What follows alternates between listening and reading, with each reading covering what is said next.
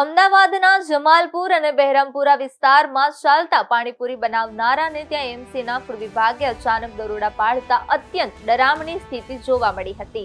તપાસ દરમિયાન માલુમ પડ્યું કે જે પાણીપુરી લોકો હોંશે હોંશે ખાય છે તે અત્યંત અસ્વચ્છ જગ્યામાં તૈયાર કરવામાં આવતી હતી.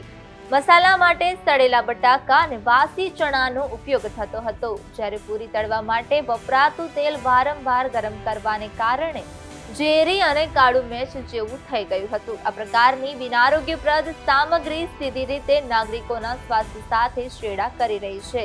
તો બીજી તરફ સ્વાદિષ્ટ લાગતા પાણીપુરીના પાણી પાછળનું સત્ય પણ એટલું જ ગંદુ છે. ઉત્પાદકો દ્વારા ગંદી કુંડીઓના નળમાંથી પાણી ભરીને તેનો ઉપયોગ કરવામાં આવતો હતો. આ પાણીને સંગ્રહવા માટે પણ કોઈ ચોખ્ખા પાત્રોને બદલે ડસ્ટબિન જેવા અસ્વચ્છ પીપળાઓનો ઉપયોગ થતો હોવાનું બહાર આવ્યું છે.